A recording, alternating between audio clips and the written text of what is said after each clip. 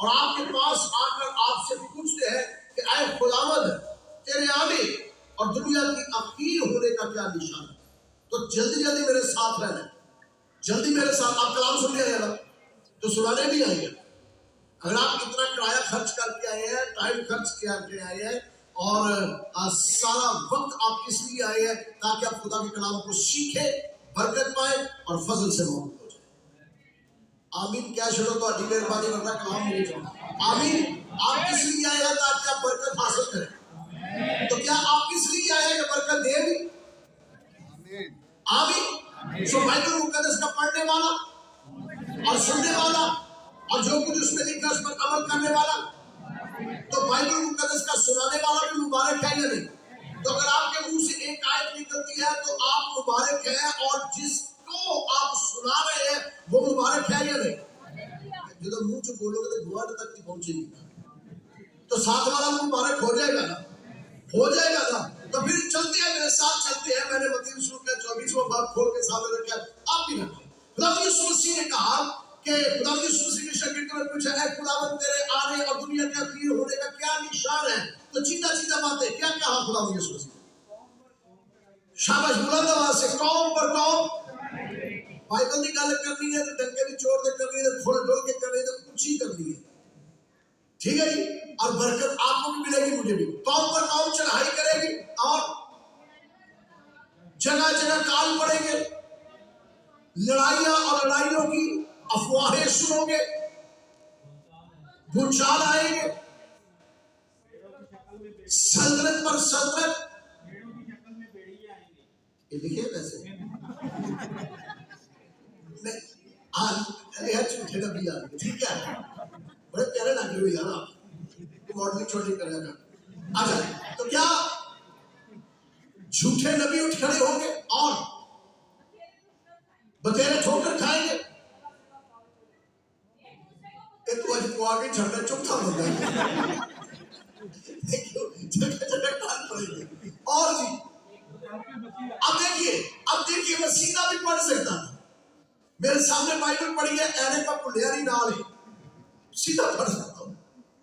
لیکن میں یہ چاہ رہا ہوں کہ آپ کے منہ سے ایک فکرہ ضرور نکلے. آپ کے منہ سے جو فکرہ نکلا وہ مقبول ہو گیا. وہ تو ویسے میں کہہ رہا ہوں، وہ تو خدا کے حضور مقبول ہے، پانچ نہیں کہہ رہا. جی اور مخالف مسیح ہے. اور اسی چیپٹر میں بے دینی کے بڑھ جانے سے بتیروں کی محبت ٹھنڈی پڑ جائے گی، اور تم اس اجاڑنے والی چیز کو جس کا ذکر دانیل کی کتاب میں لکھا ہے مقدس میں دیکھو تو سمجھنے والا سمجھ جائے. اس کا مطلب ہے کہ خداوند یسوع مسیح نے جب یہ ساری باتیں کی تو پھر اس کو کنکلوڈ کیا کیا؟ یہ ساری باتیں میری آمد کی نشانیاں ہیں، میں آنے والا ہوں. اور آج آپ جانتے ہیں کہ بنی اسرائیل، خدا نے جب اس قوم کو الگ کیا، اس قوم کو مشن دیا، اور مشن خدا نے کیا دیا؟ ابراہیم کو یاد کر سکتے ہیں. ابراہیم کو خداوند نے مشن کیا دیا؟ ابراہیم تو اپنے ملک اور اپنے ناطقداروں میں سے نکل آ، میں تمہیں ایک بڑی قوم بناؤں گا، جو تجھے برکت دے گا میں اس سے برکت دوں گا، جو تجھ پر لعنت کرے گا میں اس پہ لعنت کروں گا، میں تیرا خدا ہوں. اور اسرائیل کو جو اس کے صلب سے نکلا، خدا نے اسے مخصوص کیا، برکت دی. اور آپ جانتے ہیں کہ بنی اسرائیل خدا یسوع مسیح جب ان کے درمیان آئے، ان کے بیچ میں آئے، تو بائبل میں لکھا ہے خدا یسوع مسیح کو انہوں نے رد کر دیا. اور یہ اعلان میں خود نہیں کر رہا، یوحنا رسول کی انجیل پہلا باب اس کی 11ویں آیت کے اندر لکھا ہے کہ وہ اپنوں کے پاس 12ویں آیت وہ اپنوں کے پاس آیا، لیکن اس کے اپنوں نے اسے قبول نہ کیا. تو خدا یسوع مسیح کو ریجیکشن کہاں سے ملی؟ ریجیکٹ کہاں سے وہ کیے گئے؟ اسرائیلیوں سے، اپنی قوم سے. سو اپنی قوم سے ریجیکشن کے بعد بائبل مقدس میں لکھا جب وہ ریجیکٹ کیے گئے تو پھر لکھا وہ غیر قوموں کے پاس گئے. اب یہودی اس غرور کے اندر ہے، اس پرائڈ کے اندر ہے کہ ہم کیا کریں گے؟ ہم ریسٹوریشن کریں گے، ہم بحال کریں گے، کیونکہ بائبل مقدس میں موت جیسی پیشن گوئیاں ہیں. پرانے عہد نامہ میں جب خدا کلام کرتا ہے کہ میں اسرائیل کو واپس لے کر آؤں گا، میں اسرائیل کو بحال کروں گا، لیکن اسی کتاب کے اندر جو جس کا تذکرہ آج شام ہم کر رہے ہیں، خداوند یسوع مسیح پہاڑ کے اوپر بیٹھے ہیں، شاگرد خداوند کے پاس آئے اور آ کر کہتے ہیں ہیکل کی شان و شوکت کو دیکھو کیا ہی خوبصورت ہے۔ تو یاد کریں، بلند آواز سے میرے ساتھ دیجئے، تو خداوند یسوع مسیح نے کیا کہا اس ہیکل کے بارے میں؟ خداوند یسوع نے کہا کہ تم اس کی تعریفیں کرتے ہو، ٹھیک ہے، لیکن میں تم سے کہتا ہوں کہ اس پتھر پر پتھر باقی نہ رہے گا جو گرایا نہ جائے۔ اس کا مطلب ہے کہ خداوند یسوع مسیح نے کیا وہاں یہ واضح کیا کہ یہ ساری عمر ہیکل قائم رہے گی، اور بائبل بیان کرتی ہے کہ وہ ایک ایسا زمانہ تھا جب اسرائیلیوں کے اوپر روم کے جنرل ٹائٹس نے حملہ کیا، اور جنرل ٹائٹس تیتس دی گریٹ بھی اسے کہتے ہیں، تیتس اعظم بھی اسے کہتے ہیں، اس نے جب یروشلم پر حملہ کیا تو یروشلم کی اینٹ سے اینٹ بجا دی، یروشلم کو تہس نہس کیا، یہودیوں کو کلا کما کیا، خون ریزی کی اور یہودیوں کو قتل عام کر دیا، یہاں تک بچے بڑے عورتیں بوڑھے قتل عام ان کا شروع ہو گیا۔ اور یہودیوں نے کیا کیا؟ یہودیوں نے یروشلم کو چھوڑا، اپنے گھروں کو چھوڑا، ہیکل کو چھوڑا اور سارے کے سارے مختلف علاقوں کے اندر بھاگ گئے، پوری دنیا کے اندر سکیٹرڈ ہو گئے، اور یروشلم اجاڑ پڑا ہے، اور یروشلم بلکہ صفحہ ہستی سے ہی مٹا دیا۔ یہ جو یروشلم آج کی آپ بات کر رہے ہیں، یہ الگ جگہ پر بنایا گیا، اس فاؤنڈیشن پر یروشلم پھر نہیں بنایا گیا جس فاؤنڈیشن میں پہلا یروشلم تھا، کیونکہ اس یروشلم کا کو بالکل خاتمہ کر دیا گیا۔ یہ رومن امپائر نے نیا یروشلم بنایا۔ اس کا مطلب ہے کہ خدا نے پیشن گوئیاں کی تھی، خدا نے اپنے انبیاء کے ذریعے سے کہا تھا میں اسرائیلیوں کو واپس لاؤں گا، اور اسرائیلی واپس آئے۔ 1947 میں ملک پاکستان آزاد ہوا، اور اسی سال کے اندر 1947-1948 کے اندر ہی یروشلم بھی آزاد۔ اگر یروشلم آزاد ہو گیا تو کتاب مقدس ہمیں بتاتی ہے کہ یروشلم والے لوگوں نے کیا کیا؟ خدا کے آواز کو قبول کرے، خدا کو قبول کرے، لیکن انہوں نے کیا کیا؟ انہوں نے اپنی طاقت کا لوہا بنوایا۔ چند سالوں کے اندر مشرق مغرب شمال جنوب سے یہ اکٹھے ہوئے، اور اکٹھے ہو کے آج یروشلم کو انہوں نے اپنے نہ صرف قبضے میں لیا بلکہ ایک قوم بن کے دنیا کے نقشے کے اوپر 1947 کے بعد ابھرے ہیں، اور ابھر کر آج آپ دیکھ لیں یہودی کر کیا ہے۔ مجھے پتا ہے کئی مرتبہ جب میں ایسی پریچنگ کر رہا ہوتا ہوں تو بہت سے لوگوں کو مجھ پہ غصہ آتا ہے کہ یہودیوں کے خلاف بات کر رہا ہے۔ یہودیوں کے خلاف بات نہیں کر، میں بات یہ بتا رہا ہوں کہ یہ کر کیا رہے۔ انہوں نے اب یہ فیصلہ کیا، جیسے بھی بہن بتا رہی تھی، یہاں سے بیٹی نے بھی بتایا رہا ہائفر کے بارے میں، لال بچیا کے بارے میں، اور پھر اب ان کا پلان یہ ہے کہ ہم اسی طریقے سے پوری دنیا کے اوپر حکمرانی کریں، اور پوری دنیا کے اوپر حکمرانی صرف ہم ایک طریقے سے کر سکتے ہیں جب ہمارا مسیحا آئے گا۔ یہ یہودی کہتے ہیں، یہ یہودی کہتے ہیں جب مسیحا آئے گا تو مسیحا آئے گا، ہم مسیحا کے پیچھے لگیں گے، ہم مسیح کے پیچھے لگیں گے، ہم مشاق کے پیچھے لگیں گے، ہم شلوح کے پیچھے لگیں گے، اور پھر ہوگا کیا؟ پھر یہ ہوگا کہ پھر ہماری سلطنت جو ہے وہ یورپ کے اوپر بھی ہوگی۔ آپ نے دیکھا یورپ کے اندر کتنا ذلیل کیا یہودیوں کو، نکال نکال کے مارا یہودیوں کو، قتل عام یہودیوں کا کیا۔ امریکہ کے اندر، یورپ کے اندر، دنیا کے تمام قومیں اور قبیلے یہودیوں کی مدعی ہوں گی۔ اب وہ ایک اسٹریٹجیکل پلان بنایا ہوا ہے، اور اس پلان کی تکمیل صرف اور صرف المسیح کر سکتا ہے۔ میں جب چھوٹا تھا، اور بلکہ ابھی چند سال تک میرا بھی یہی مائنڈ سیٹ تھا، میں یہ سوچتا تھا کہ یہودی جو ہے یہ اپنے بچیوں کو، لڑکیوں کو کمارا رکھتے ہیں اس لیے کہ ان سے مسیح پیدا ہوگا۔ آپ میں سے کسی نے سنا ایسا؟ میں نے بھی یہی سنا۔ پھر میں نے جب اپنا مطالعہ کو وسعت دی، میں نے تالمود کو پڑھا، مشنا کو، ترغیب کو، گمارا کو، اور ان کی باقی ربیوں کی تعلیم کو، اور پھر ابھی لیٹسٹ جو ان کی آرگنائزیشن ہے دی ٹیمپل انسٹیٹیوٹ، جس کے ذریعے سے یہ پورے دنیا کے ساتھ کام کر رہے ہیں۔ تو ٹیمپل انسٹیٹیوٹ کی ویب سائٹ کے اوپر پھر میں نے پڑھا کہ مسیحا ہے کیا جس کو تم مانو گے۔ कौन सा मसीह है जिसको तुम मानोगे? तो हम किस मसीह को मानते हैं? मसीही किस मसीह को मानते हैं? खुदा के बेटे तो सारे ही हैं, आदम भी खुदा का बेटा ही है।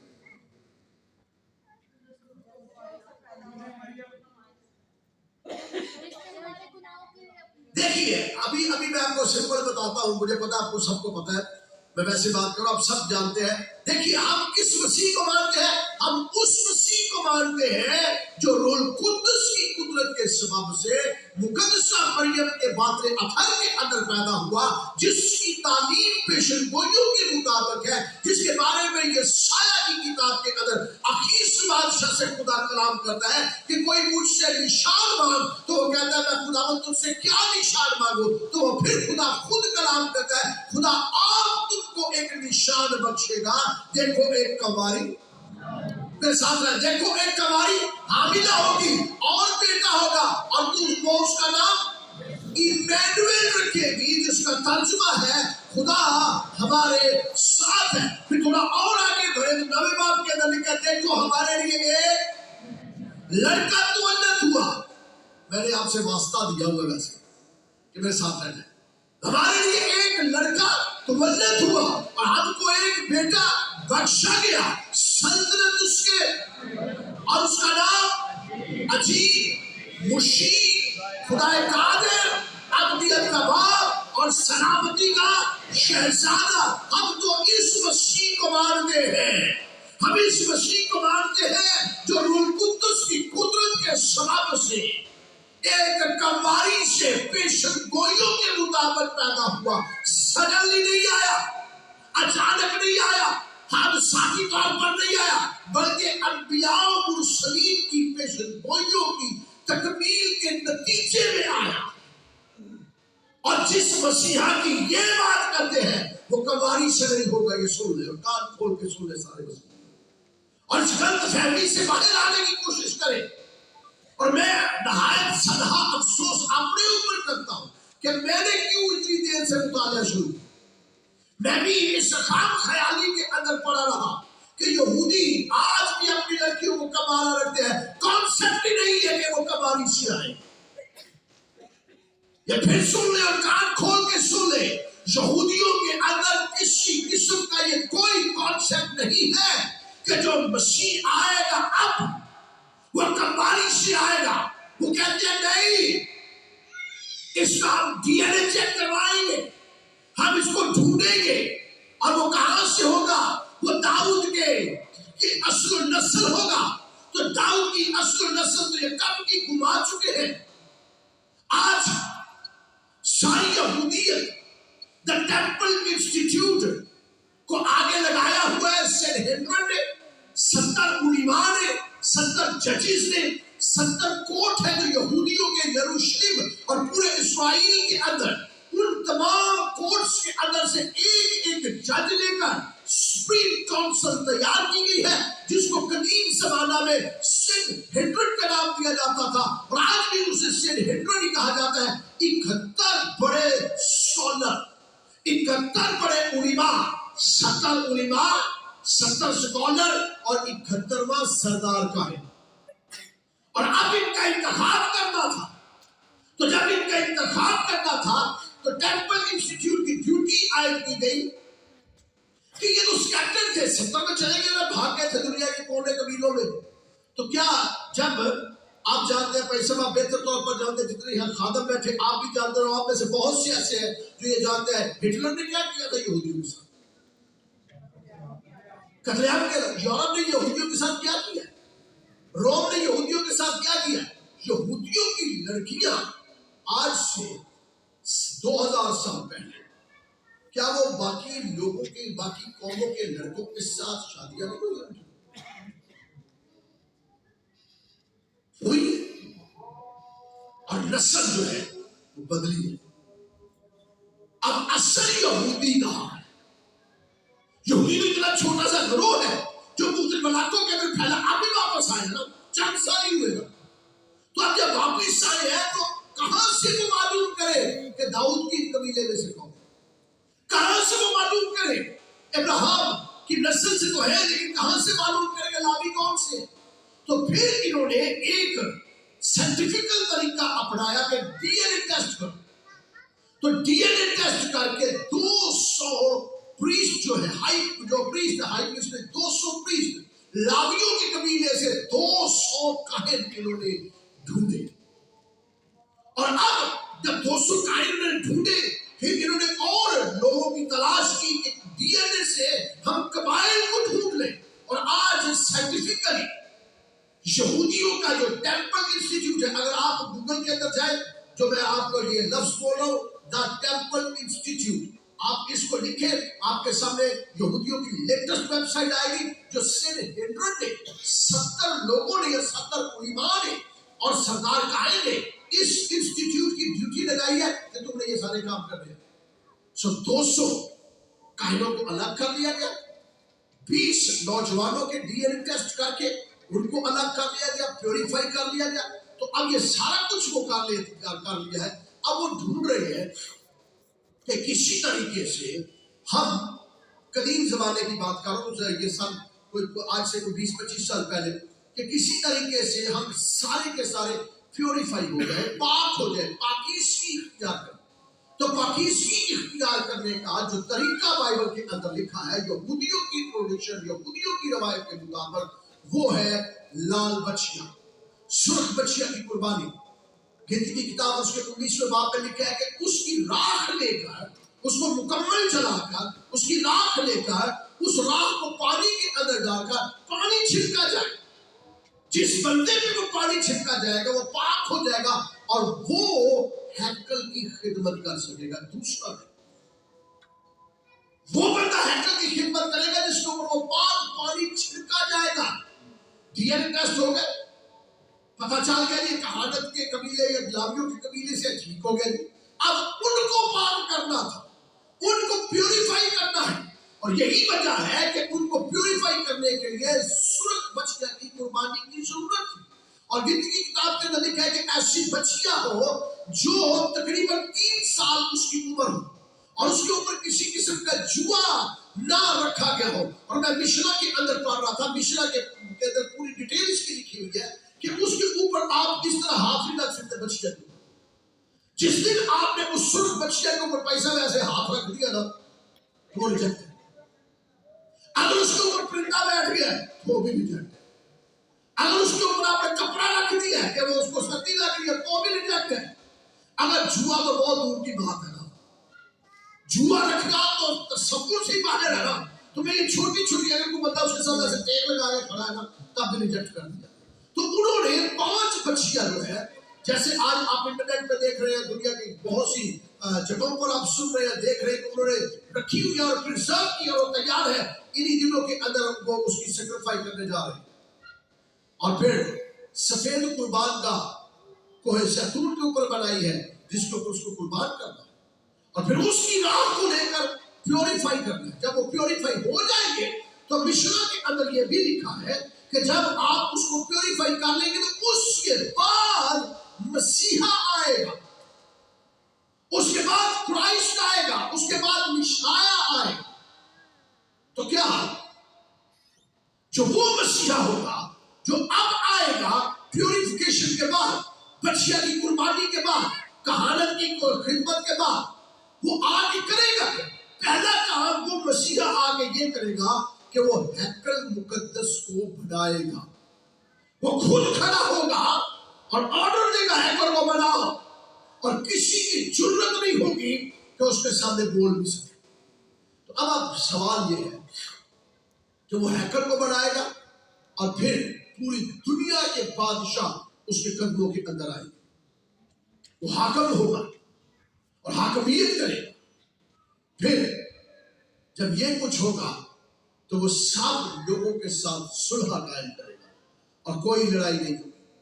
جنگ ختم ہو جائے گی، لڑائیاں ختم ہو جائیں، فساد ختم ہو جائیں گے. اور پھر وہ ایک ہی نظر سے سب کو دیکھے گا اور سارے لوگ جس طرح بائبل میں لکھا ہے یروشلم آئیں گے اور آ کر خداوند کی حمد کریں گے. ہیکل میں وہ بیٹھے گا، وہ ہیکل میں بیٹھے گا اور لوگ حمد کریں گے، آگے صلح کریں گے. کیا آپ ایسے مسیح کو مانیں گے؟